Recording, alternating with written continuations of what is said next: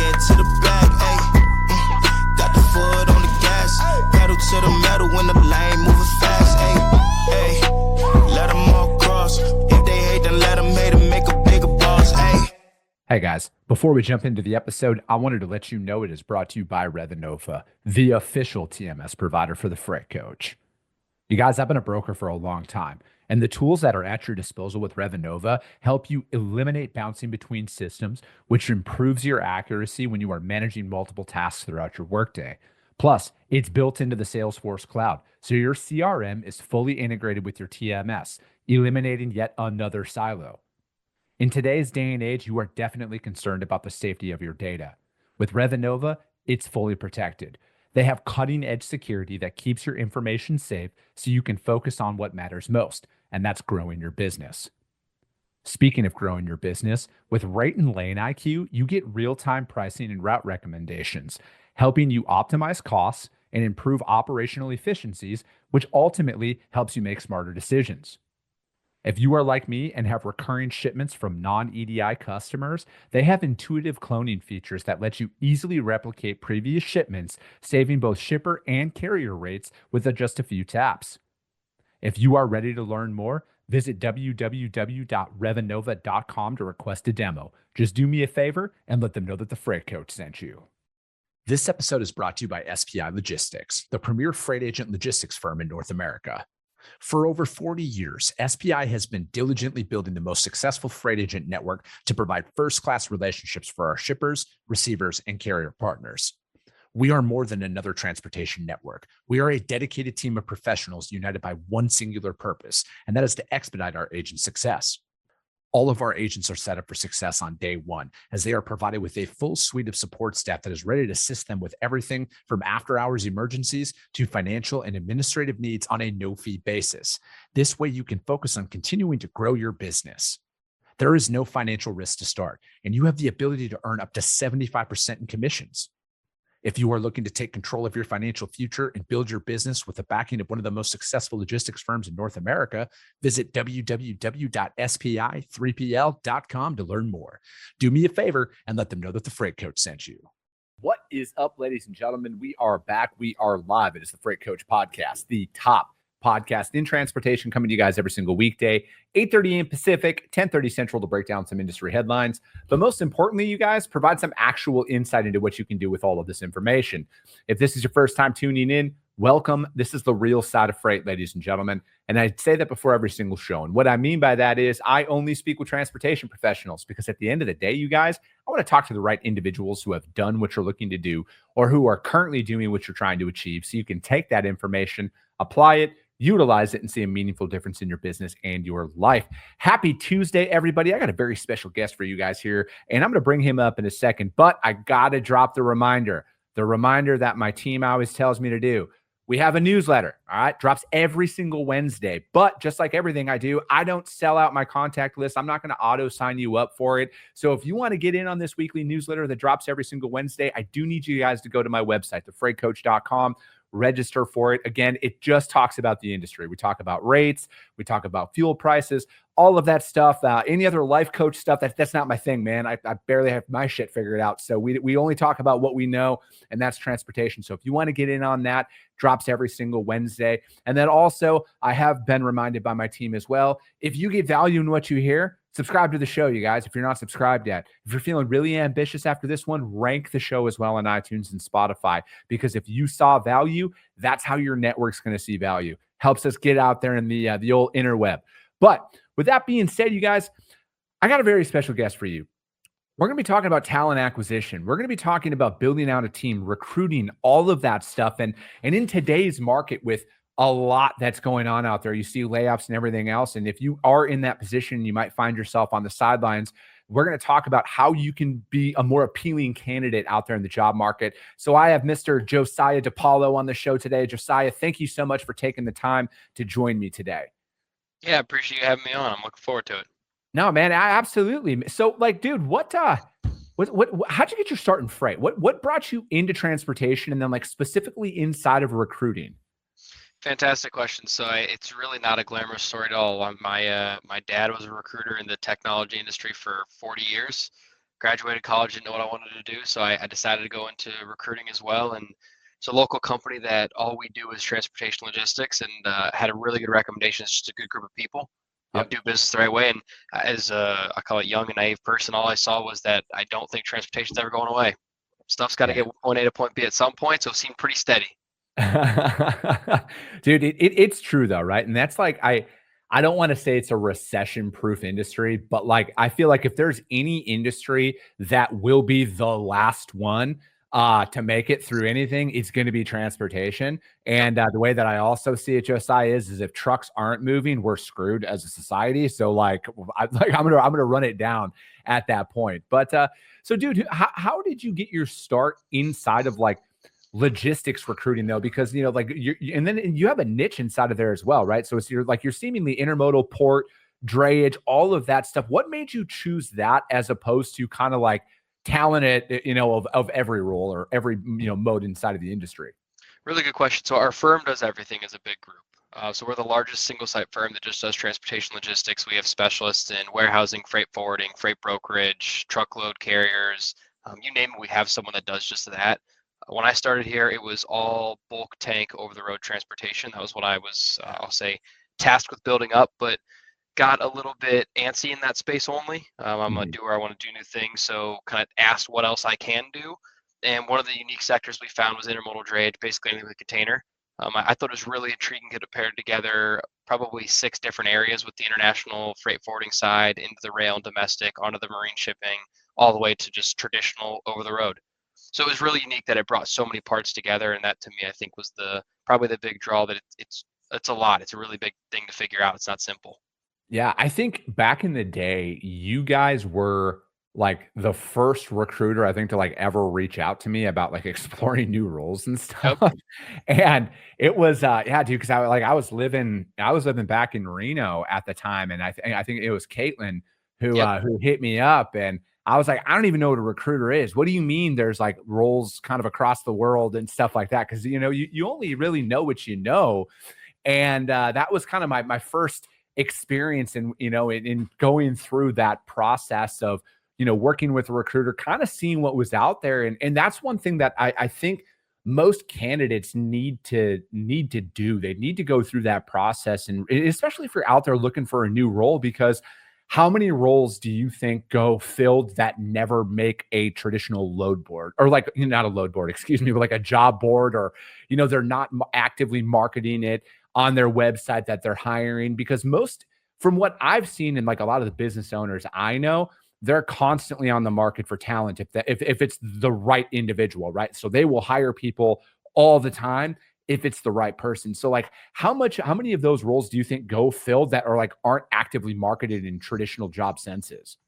Yeah, I'd say probably at least 80% of the work we do probably is not posted on a LinkedIn, ZipRecruiter, or website anywhere, whether that be due to confidentiality, it's a replacement of somebody, maybe it's just the right person at the right time came up, or just they trust a different source, whether it be recruiting or some other source, to go find that talent. As you've seen just the last probably 5 to 7 years, posting things online and LinkedIn, ZipRecruiter, websites like that, you just don't get a whole lot of good talent. Most people, like you mentioned, they're not actively looking for roles that they're not aware of. It's just kind of who do you hear through the grapevine.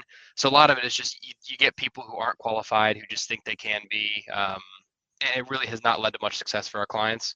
So most of them just call us and ask what to do, and kind of trust our guidance on that. And for us, it has not been valuable to post those there, because again, you might get 100 resumes and one person of that 100 is qualified. Yeah. So how are you guys out there assessing clients, right? Or like not clients, but like candidates? How are you out there? Because I'm assuming, and especially right now, man, like I'm sure there's a lot of people who are looking for a job, who might be looking for a new job. How are you going through and like vetting some of these individuals to bring to your clients, right? Because like obviously your guys' reputation is hinged, I would say, a big part on the quality of candidate you bring to your guys' clients. Yeah, so one, it's kind of ear to the ground in the industry. So we tend to know a lot of I should say a lot. We know all of the organizations and cultures of them, how they interact, the types of people they tend to train. So there's certain organizations that you just know they tend to breed good talent because they train really well. Others, they're a little bit more of a mixing pot of they just have a high turnover rate. Not necessarily a bad thing, but just that's how they operate. So first is just understanding that. And then when you talk to a candidate, one of the most important things is to be able to articulate the skill set they bring. That's not just kind of blanket statement everything. So as simple as is numbers and data is always helpful. So if you're a salesperson, be able to talk to your numbers, share where they came from, the types of customers, what you actually did. And then secondary, it's talk about the kind of what you can do. So what's next? So what do you want to do in 3 to 5 years? What type of business can you bring forward? How do you help lower operating costs? What do you do to help that company? The more, in the end, it's all bottom line. So the more you can articulate what you actually did to impact a bottom line, that's what our clients are going to want to hear. And then from there, we trust ourselves from a kind of personality culture standpoint to vet that side of it. Really hard to ask those questions. You just kind of have to assess the people. Because the reality is you could have the perfect candidate, but if the cultures don't align, it doesn't really matter. The person not gonna be at the company for more than 6 months anyways. If that's the case, that they won't like their job. So from a skill set, we just ask numbers, and then personality wise, that's where we just try to assess who the true person is behind the resume. Mm-hmm. How active are people right now? Like, what would you say is the biggest role that is in demand? Is it sales? Is it operations? What are people looking for the most out there in the market? Sales and finance. So I would Okay. say sales is certainly, and it's been that way for, I don't know, 4 years now. Usually it's a kind of 2-year cyclical period, but sales has continued to be hot.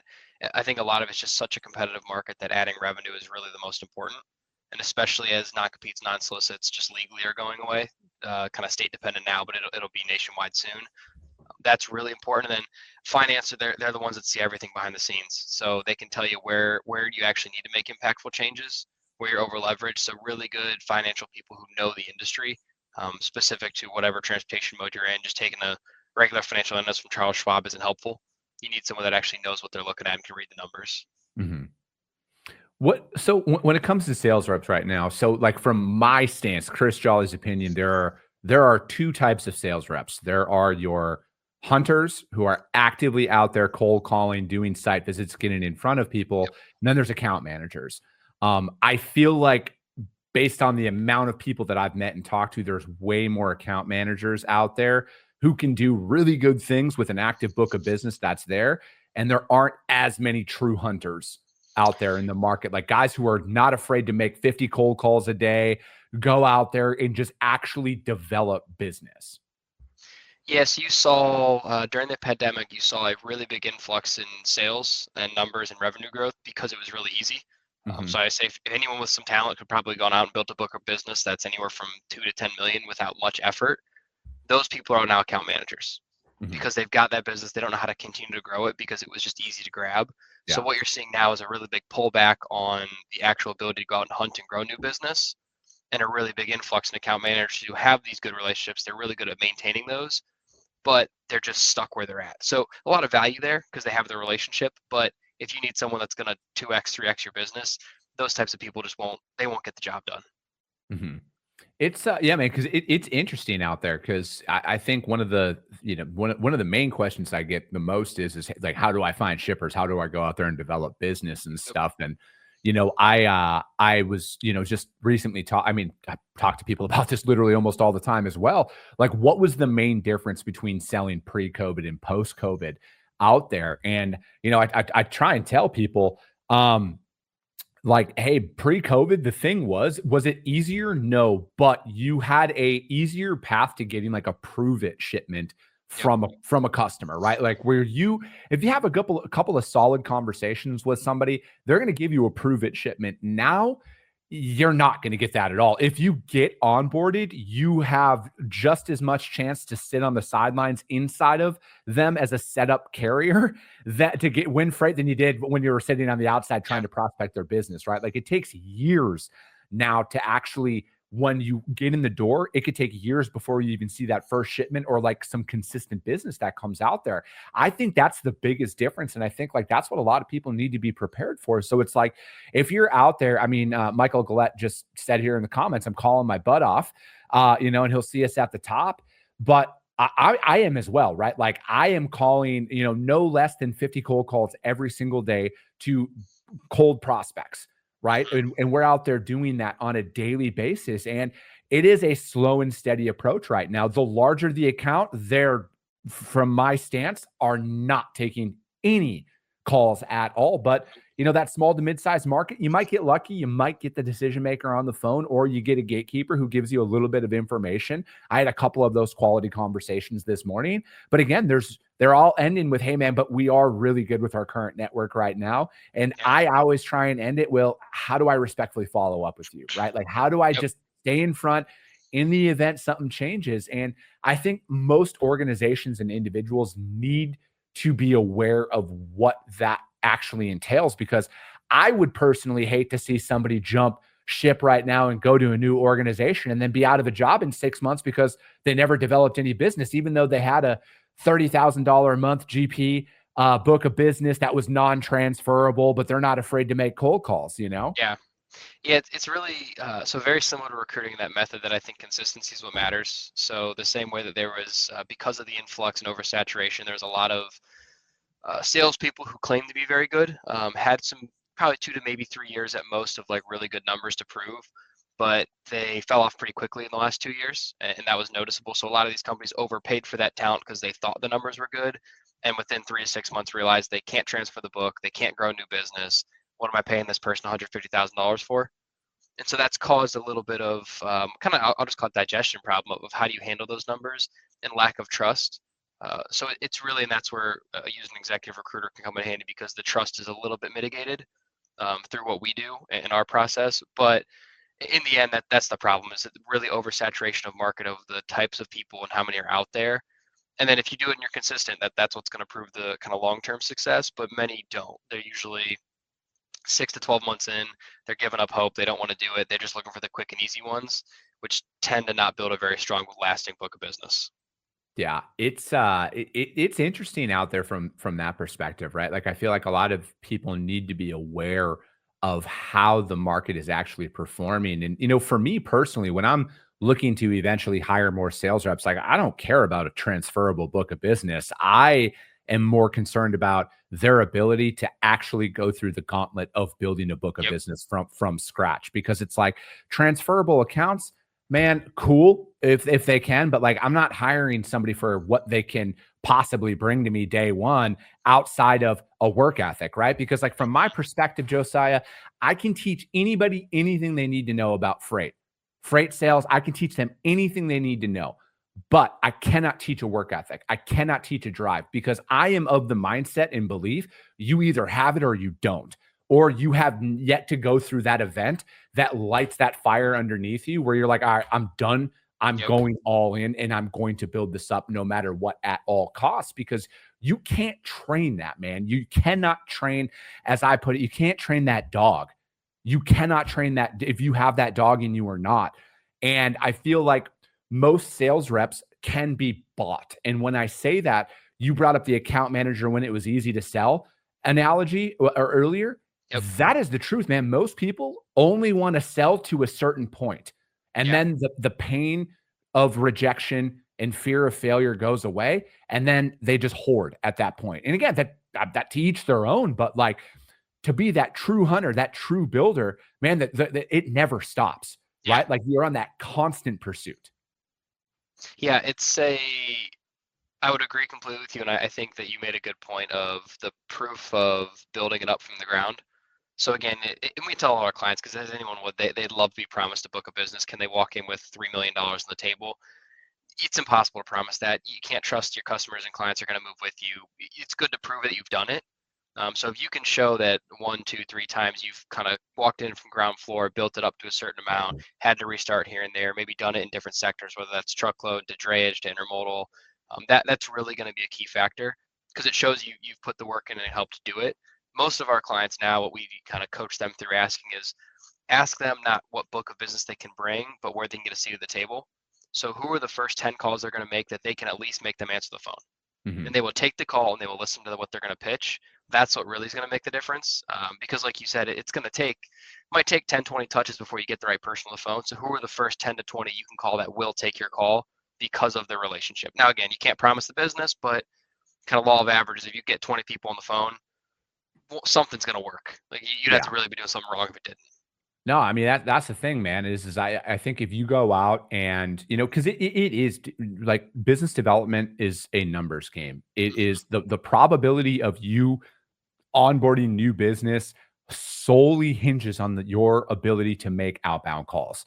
Like in the amount of outbound calls you are willing to make has everything to do on the amount of success that you'll get. Because, I would say the general rule of thumb is out of 1,000 calls, like you're going to make 1,000 calls, you're going to, out of those 1,000 contacts that you make, and not just dials to voicemail, I'm talking actual 1,000 conversations, you're going to find 2 accounts out of that you're going to be able to grow and scale out. I think that is an accurate average out there. And you can argue that till you're blue in the face. I will argue my statement there till I'm blue in the face because I live that. And again, maybe you're just better at me than sales, right? And I'm cool to admit that. But I have just found over the amount of conversations that I've had, the amount of accounts that we've onboarded that never materialized past a couple of shipments and stuff. That's what I'm really talking about there. Is it's a couple. You're going to find a couple, maybe 5 at most, that you're going to be able to build that 30, 40, 50 GP a month book of business with. Yeah. What I always coach my team here is the 10% rule. So it's very similar. It's just make 100 calls. 10% of those, you got people on the phone. 10% of those calls will turn to potentials. 10% of that will turn into something, which breaks down to about 1 in 100. And I'd say our numbers are relatively close there into kind of what it breaks down to, that you actually will get work out of something, which is just, it's unfortunate. It's a lot of work to not get much out of it, but it's what you got to do. But that's why sales reps are compensated the way that they are, because the entire trajectory of the business is on their shoulders to make that revenue goal a reality. Is like, you cannot just sit on your hands. And for me, the most alarming thing that I see out there, and I'm sure the amount of companies that you talk to, Josiah, and the amount of sales reps that you talk to, you can hear it, man. The majority of people that I've talked to aren't even prospecting at a high level right now. They're not even making cold calls because they're like, well, the market sucks. I'm not even going to put in that effort and everything. Dude, and that's the thing, right? Like I try and talk about this often on the show. I think now more than ever, there's been more of a positive reception to cold calling than I've ever seen in my entire life. Maybe it's just because I'm older and I know like how to kind of navigate through a little bit more. But like at the end of the day, man, I've had way more positive experiences through cold calling now than I have in my past. Yeah, there's a really interesting, and we've been addressing a lot with the AI push, and there's so much more cold outbound reach, but it's not phone calls. Yeah, because it's really hard to do that through AI to make it sound anything natural. So what we've pushed is there's a lot of ways you can do it through LinkedIn, through emails, all of this AI generated information, which is fine. There's some proof in it that it's really beneficial, but what we've found is at the basis of it, making phone calls and just being a person and talking to them is the number one way to do it. And especially, you mentioned having done this for a while, to be a little more old school. We try and tell everyone, like, you have to bring yourself to the battle. You have to be a person. You have to be able to talk to you like an individual. If they say they're busy, say, hey, I get it. We're all busy. When can I call you back? Yeah. So I would agree. I think there's nothing that's going to beat just getting on the phone. Dude, I couldn't agree more, man. Wilfred here has a question. He says, it's sort of a weird question. Have you ever applied and had an interview at a job and the hiring person said, I know who you are, several times? Is that maybe one of those? And again, for Wilfred, maybe they're like, they feel like they know you because they've interviewed plenty of people and you're kind of answering the same as how everybody does for some of those questions. Yeah, so I would take that 2 ways. So, and this might be the benefit of, I guess, working through a recruiter is that likely wouldn't happen from a true personal standpoint, because they would have seen your name first. They would have told us, hey, I know who that is. Yeah. So it would have been addressed. If he's asking the question of, hey, you're the same as I interviewed 10 times ago, I would say we've had clients call us and say, hey, these 3 candidates look identical. Like, can you tell me what's different about them? They're all 3 account managers. They've all got a decent book of business. What's different? That's where there's a really unique challenge. And again, I kind of say enough why recruiters are helpful in this is we can share that challenge and share what's different. If you're by yourself, it's really hard to differentiate yourself, but I would say that's just a personality thing of you have to find the thing that's going to set you apart. And I think preparation is probably the biggest. So if you show up with a 30, 60, 90-day plan, hey, here's what I'm going to do and what I'm going to commit to do for your company in the next 90 days. That's it. Either they like it or they don't. Maybe they say, hey, that's not good enough. Maybe they say, well, that's fantastic. Let's see if you can do it. Yeah. Do you see now more, and again, I'm asking this because you are niche based inside of your recruiting. Do you see, and maybe your organization as a whole here, are you seeing more requests for, hey, we want a broker who just does refrigerated freight. Like we'd want a full truckload broker who just does that. Like they have a niche and they're a subject matter expert in that. Are you seeing more of a desire from that? Or is it still just more of a, hey man, we just want somebody who can come in and just generate any and all revenue? Yeah, I'd say we're seeing a lot more functional expertise build out. So, Okay. and a lot of it has been through companies who, I just use simple math of maybe they're a $10 million company and they do 8 million in truckload and 2 million in drayage. They're looking for expertise to help level that out and balance it because again, while you can't promise the industry's recession proof, if one's up, the other one's usually not. So things can balance out a little bit if you're kind of level. Or we're seeing a lot of what we're doing now is how do we, especially in intermodal drayage, there's been a huge push to help companies build out intermodal and drayage departments. So we've worked with countless numbers of truckload brokers and different carriers out there who just do one thing. Say, hey, I want to start this side of the business. Because as you've seen, if you can't move it one way, you probably have to look into a rail. You probably have to look into yard management. You have to go down these paths. So the best option is the professionals who can go out and build that platform for you. So that's been a really unique, but all of those are just, you need a functional expert to do that. You can't take someone who's only going to spend 30% of their time doing it. You need someone who's going to commit all of their efforts to it, which is just a financial investment. Mm-hmm. What do you think is the biggest threat to candidates out there for the remainder of this year? Do you think that there's a higher likelihood for more layoffs to come where there's going to be too many candidates, supply and demand type thing? Or is it people are going to be way more selective on who they bring in because there is no, I don't like if anybody tells you they know when and if a market shift will happen, they're blatantly lying to your face. I'm just have adopted the mindset that like, this might not ever change for the foreseeable future. Yeah, everyone's been saying it's 3 to 6 months away for the last 3 years. So, Correct. so we'll see where that comes. I would say probably you mentioned being more selective. I'd say I just use the word pickiness.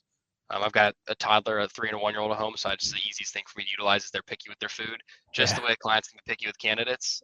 So it's one of those, you might not be everyone's cup of tea, which is fine from a personality standpoint. The proof's going to be in the numbers. And then as well, we're seeing a way bigger push. People probably 3 years ago were way more lenient on, we use the term job hoppy. So just how many times have you been making career changes? Are you just chasing the next dollar? What are you staying for? There's a lot of companies who are becoming a lot more averse to that because they know inherently the market's going to either go up or down. And how do we retain our really good talent? Are they just going to leave for an extra $10,000? What's the thing? So we've pushed most of our clients of, can you just incentivize people the right way? So if they're a salesperson, let them earn. Pay them well on the base, but let them go make commissions. Let them earn their money.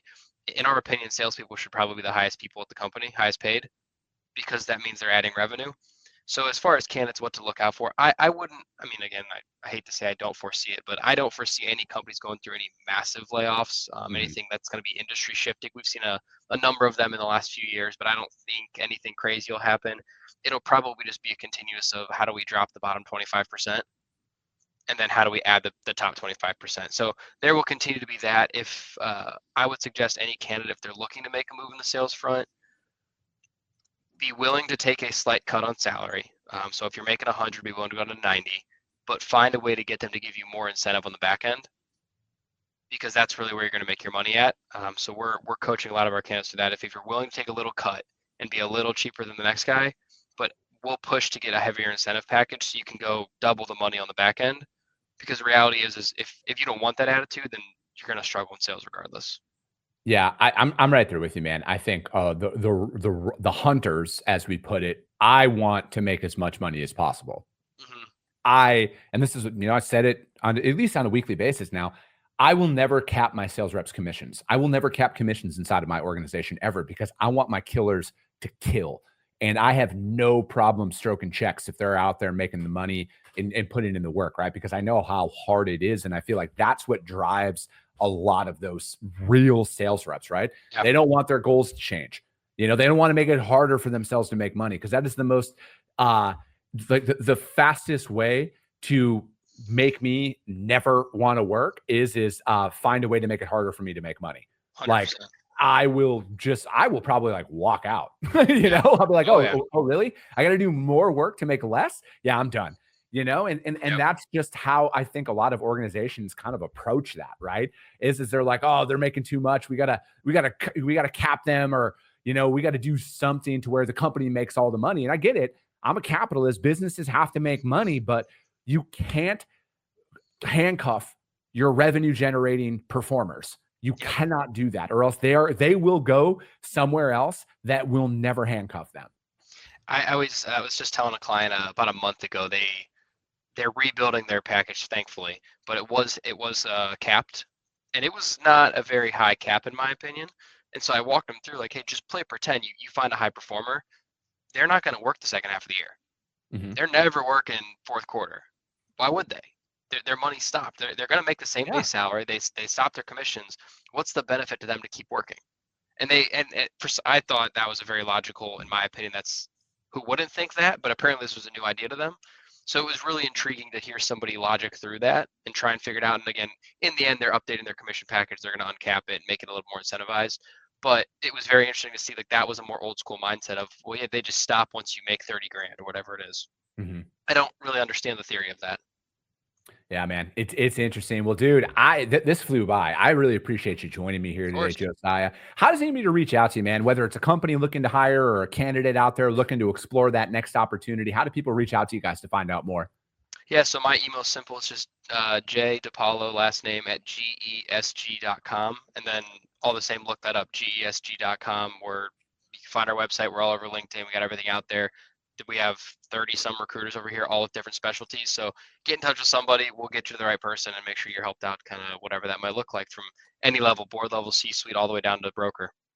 Perfect. Josiah, thank you so much for joining me. That's going to be it for today, ladies and gentlemen. If you guys cannot find Josiah, hit me up. I will gladly put you guys in contact with them. As always, if you got value in what you heard, subscribe to the show, you guys. If you're feeling really ambitious after this one, which you should be, rank the show on iTunes and Spotify, because if you saw value, your network's going to see value as well. I appreciate you guys. I love you guys, and we'll be talking to you soon. Came back with a bang, window down, yelling out money, anything. Hey, ooh, got the foot on the